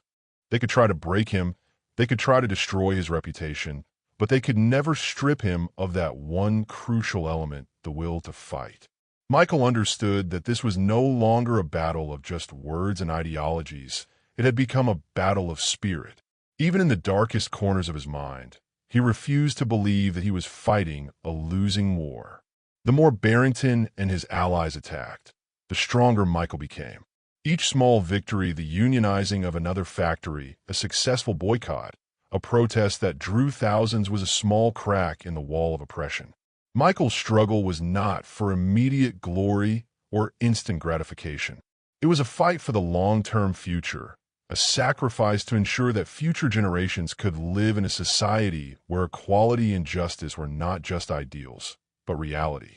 In this fight, Michael saw the faces of the many workers who were willing to risk everything alongside him. They had come to realize, just as he had, that real change doesn't come without sacrifice, and that true courage isn't the absence of fear, but the decision to keep fighting despite it. The struggle in the shadows was not over. Barrington's forces would continue to hound him. The media would keep spreading lies. The threats would keep coming. But Michael had discovered something in the darkness, a clarity that he had never known. He was no longer fighting for his own survival, but for something greater, something more meaningful, a legacy of justice that would, in the end, outlive even the most powerful of men. Through these silent battles, Michael had come to understand that the fight itself was the victory. Even if the road was long, even if the future seemed uncertain, his persistence would carve out a place for the workers' voices to be heard. For he now knew, deep within his heart, that justice would prevail not through force, but through the indomitable will of those who dared to stand up for what was right. The unforeseen consequences, the social shockwave, Michael's movement had grown beyond anyone's expectations. What began as a quiet but passionate fight for workers' rights had transformed into a force of nature, an unstoppable tide that spread through cities, towns, and factories. The workers' solidarity, fueled by Michael's leadership, had ignited a spark that no one could quell. However, this very movement, which Michael had championed for justice, began to unravel the fabric of society in ways he had never anticipated. The social shockwave of the workers' protests reverberated far beyond the factory gates. As more workers stood up, more industries were forced to react. Companies, especially those owned by investors like Barrington, began closing their doors or slashing production in a desperate bid to maintain profits amidst the unrest. Factory layoffs became widespread, and in some regions, entire industries collapsed, throwing thousands out of work. Families that had already been struggling found themselves at the brink of starvation. The economy teetered on the edge of a devastating collapse, and the poor, who had once been hopeful, now faced even deeper desperation. The situation worsened as the government began to tighten its grip. In an effort to suppress the growing movement, they employed harsher tactics. Military presence in the streets became commonplace, and peaceful protests were met with violence. The government's heavy-handed response only further fueled the fire. News of violent clashes spread across the country, and soon, cities were on the brink of full-scale civil unrest. For the workers, it was clear that they were no longer just fighting for fair wages or better working conditions. They were fighting for their very survival. The government's crackdown made it nearly impossible to protest without fear of arrest or even death. The sense of hopelessness began to seep into the hearts of the people, and the dream of a better life seemed more distant than ever. Michael's actions, once seen as a beacon of hope for the underprivileged, were now causing irreparable harm. The very movement he had led had begun to unravel the lives of those he had fought to protect. Factories were closing, unemployment was skyrocketing, and families were torn apart by the economic fallout. Michael had sparked a revolution, but the cost of that revolution was more than he had ever imagined. The world he had once known was descending into chaos, and he now found himself at the center of a turbulent storm. Michael's life or death decision as the crisis deepened. Michael found himself facing a terrifying decision, one that would not only affect his own life, but also the lives of everyone around him. His movement had gained unprecedented momentum, but now his family and friends were being targeted. Barrington and his wealthy allies had not only used their economic power to destroy industries, but they had also resorted to more personal tactics to break Michael's resolve. They knew that attacking him directly would only make him more determined, so they began to threaten the people closest to him, his parents, his friends, his fellow workers. One afternoon, Michael received a chilling phone call from his mother. She had been harassed by a group of men, warning her to persuade her son to back down or face the consequences. His sister, the lawyer, was suddenly the target of a smear campaign. Barrington's agents had started spreading false rumors about her in the media, attempting to destroy her career and family life. But the most heart-wrenching blow came when he found out that his childhood friend, Jonas, had been beaten by a group of men hired by Barrington. Jonas was one of Michael's first supporters, and now he lay in a hospital bed with bruises covering his body, a stark reminder of the price of rebellion. These personal attacks were designed to break Michael, to force him to abandon the movement and put an end to the protests. And they nearly succeeded. In the quiet moments of the night, Michael would sit alone, staring at the walls of his apartment, his mind racing with thoughts of what had become of his once peaceful life. His initial optimism, the belief that his actions could lead to true change, was being eroded by the mounting pressure. But it wasn't just the attacks on his loved ones that weighed heavily on his soul. The broader consequences of his actions were becoming clear to him. He had started the movement with a clear vision, to create a fairer, more just society for the workers. But now, that vision was causing untold suffering for the very people he had aimed to help. People were losing their jobs, their homes, and their livelihoods all in the name of a cause that, for many, had turned into a nightmare. Michael found himself at a crossroads. He could pull back, take a step away from the movement, and protect those he loved. He could denounce everything he had fought for, retreat into the shadows, and allow the machine to keep turning, grinding the lives of the poor and oppressed into dust. His mother and sister begged him to step away, to find safety and peace for them and for himself. But something inside Michael refused to back down. Abandoning the cause was never an option. As he sat with his thoughts, he recalled the faces of the workers who had stood by him, the workers who believed in him even when everything seemed lost. The sacrifices they had made for the greater good weighed heavily on his conscience. He could not, in good faith, leave them to face the wrath of the elite on their own. But Michael's internal struggle was not just about duty to others. It was about his own soul. He realized that the real battle was not just against Barrington or the government. It was a battle against the voice inside his head that questioned whether his actions were worth the pain. Was he truly creating a better future, or had he simply unleashed forces he could no longer control? The night before a critical protest, as he paced the streets, Michael thought about the consequences of his decisions. Should he press on, knowing it could destroy the people he loved, or should he quit, sacrificing everything he believed in for the sake of peace? The weight of the choice was unbearable. The deep moral conflict he felt was no longer just a private battle, it was a public one that could decide the fate of his movement and the lives of countless others. As dawn broke the following day, Michael made a decision. He would continue the fight not because it was easy or because he was certain it would succeed, but because he believed in the cause. He believed in the power of the people, in their ability to change the system, no matter the cost. But even as he made this choice, he knew the consequences would be unpredictable. The pain of his personal losses and the devastation his actions had caused could never be undone. The world he had once known was forever altered, and all he could do now was keep moving forward, one step at a time, in the hope that something greater would emerge from the ashes of the struggle. In the end, Michael's battle was not just for social justice, it was for his own soul. And the choice he made would shape not only his future, but the future of everyone who believed in the dream of a better world. The reward and the cost the sacrifice rewarded. Michael's long and arduous battle for justice had taken a heavy toll on him and those around him. But finally, after countless struggles, the first signs of change began to emerge. The movement that he had initiated, which once seemed like a distant dream, had now become a reality that could no longer be ignored. Reforms, although modest at first, started being implemented.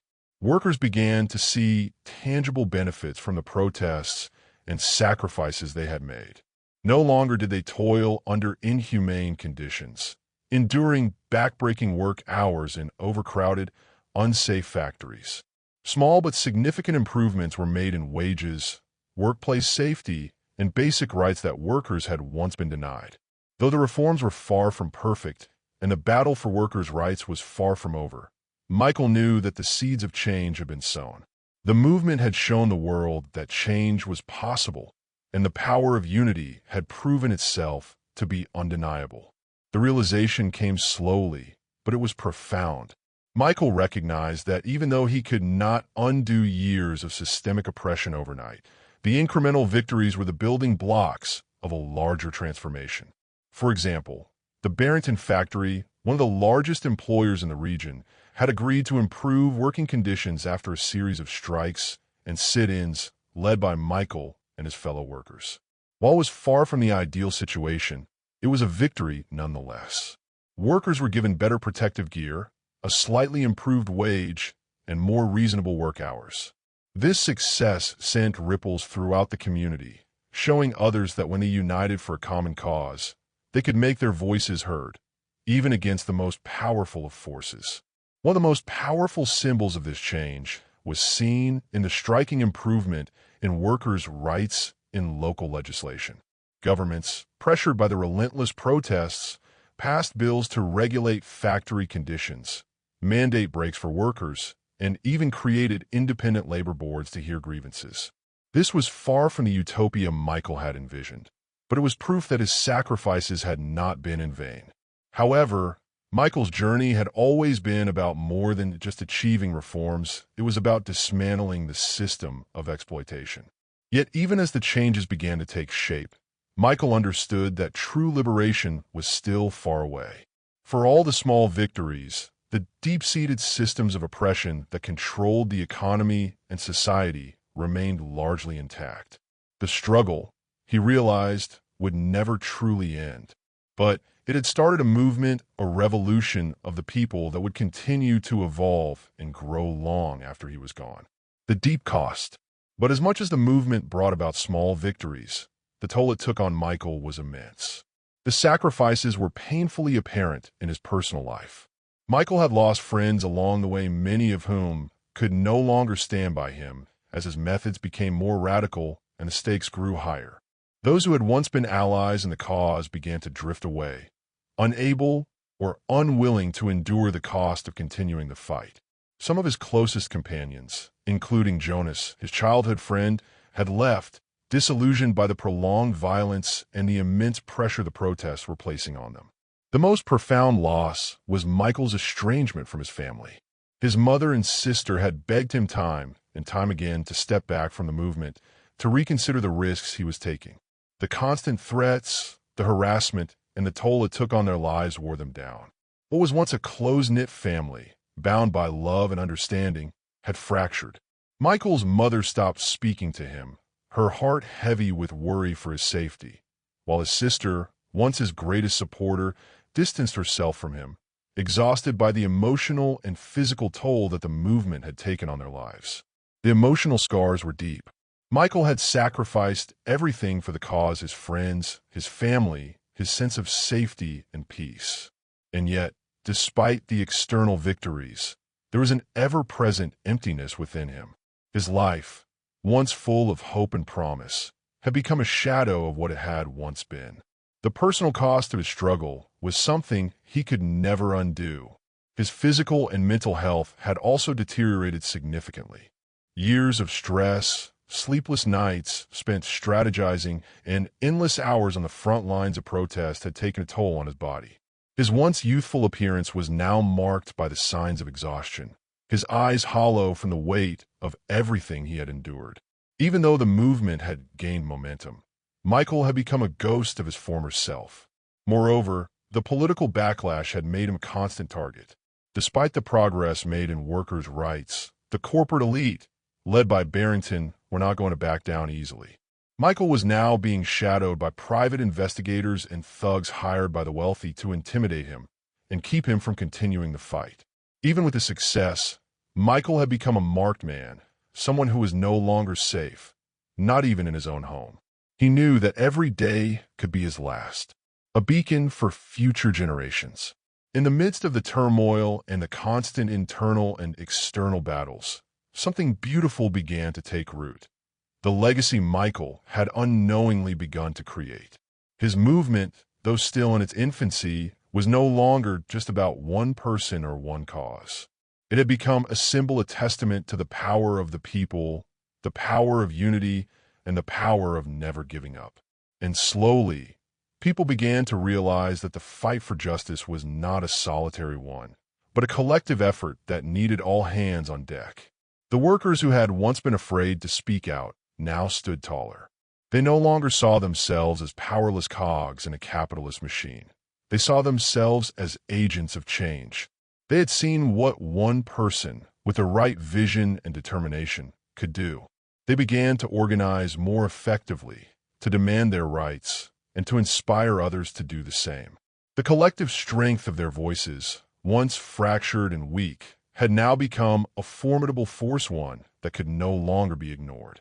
What Michael had started through his personal struggles, his unwavering dedication, and his countless sacrifices had ignited a flame that would burn for generations to come. His actions would inspire the generations that followed, the ones who would continue the fight for justice, equality, and a better world. The torch he had lit would never go out, for it was passed down to those who would stand in the front lines of the next battles, just as he had done before them. Though Michael's personal story had been one of loss and heartache, it was also a story of hope. In the end, his sacrifice became not just a personal journey, but a universal lesson. A lesson that changing the world, no matter how daunting, was never about the destination, it was about the journey. And Michael had shown them all that every step, no matter how small, brought them closer to the change they sought. His story would forever be a beacon of hope for those who dared to dream of a better, more just world. Hope in the darkness, a hopeful yet challenging ending. As the dust began to settle on Michael's relentless struggle, one truth became abundantly clear. The victory he had longed for was not entirely his to claim. The battle for justice, equality, and change was far from over, but the seeds of hope had been planted. Michael had not won in the traditional sense. He hadn't overthrown the oppressive system or eradicated the inequality that had plagued his community for decades, but what he had achieved was no less significant. The reforms he had fought for, while modest, marked the beginning of a greater shift, a ripple effect that would spread far beyond his lifetime. Michael's story wasn't about achieving a perfect fairy tale ending, but about sowing the seeds for something better. It was about demonstrating that change, though slow and often painstaking, was still possible, even in a world dominated by power and inequality. His movement had ignited a spark, one that could never be extinguished, no matter how hard the forces of oppression tried to smother it. Hope had taken root in the hearts of the oppressed, and it would continue to grow, nourished by the belief that change could come.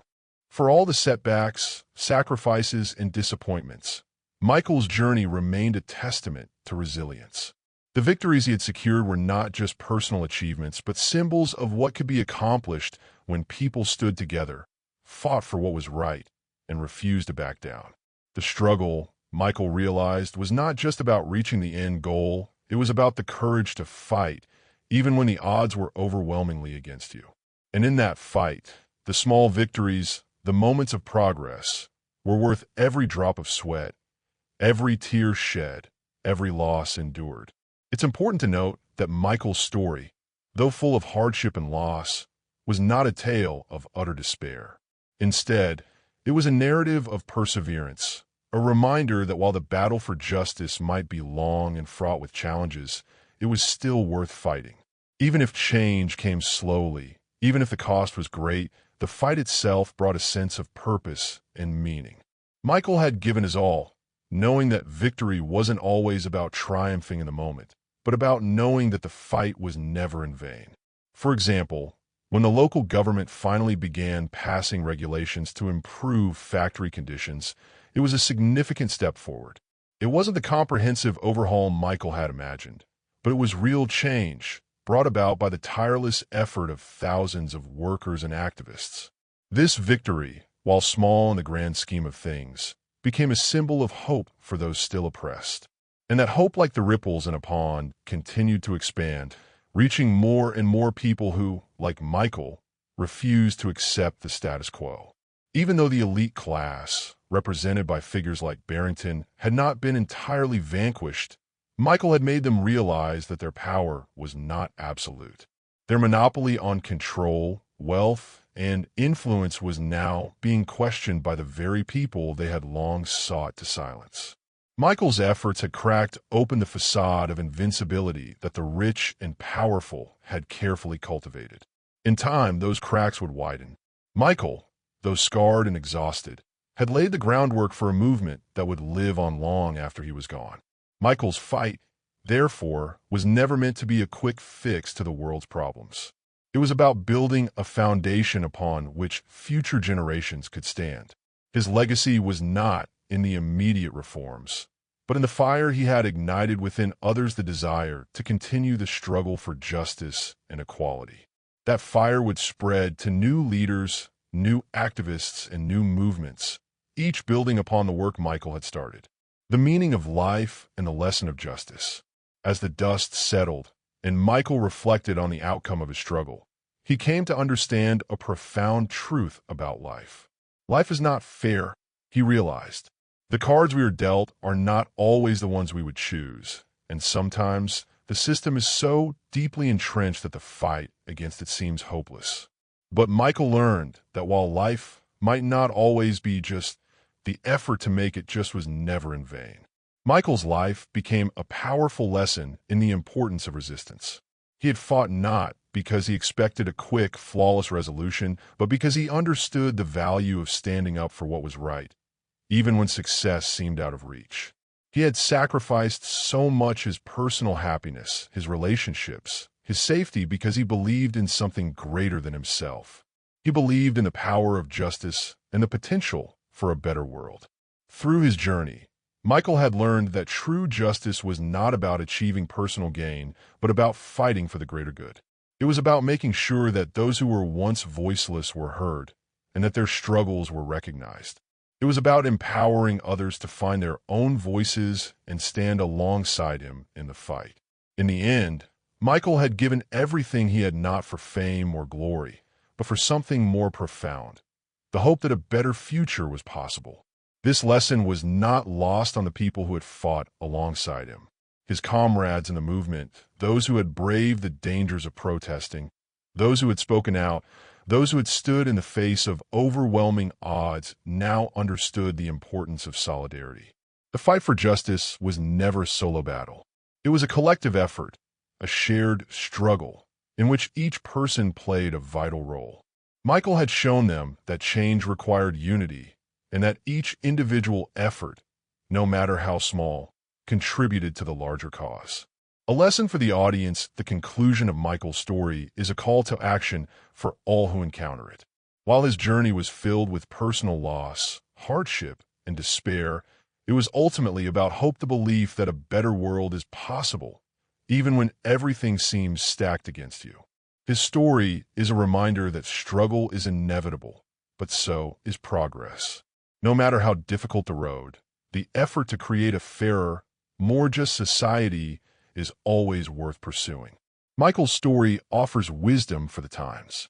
It is easy to become disheartened when change seems impossible, when the forces of oppression appear invincible, and when we face the overwhelming weight of the world's injustices. But Michael's life teaches us that we are never powerless. The act of standing up for what is right, of being persistent in our efforts, can have ripple effects far beyond what we can see in the moment. Moreover, Michael's life shows us that sacrifice is not in vain. His physical and emotional pain, his fractured relationships, and his years of hardship were not meaningless. They were the price of change, the price of progress, and the price of building something better for future generations. Though he could not see the full extent of his impact, his story lived on in the work of those who continued the fight. Michael may not have lived to see the full fruits of his labor, but his legacy endures. His determination and his unwavering belief in the possibility of change inspired others to continue his work. His story is a testament to the power of one person's actions to ignite a larger movement, to the resilience of those who fight for justice, and to the lasting impact that can come from even the smallest of victories. In the end, Michael's story is not just his own.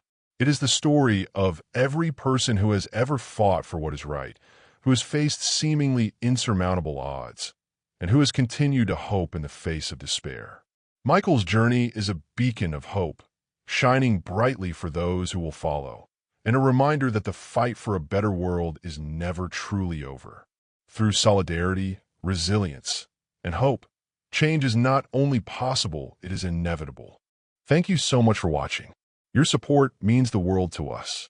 If you enjoyed today's video, please make sure to give it a like and subscribe to Stories TH for more exciting content.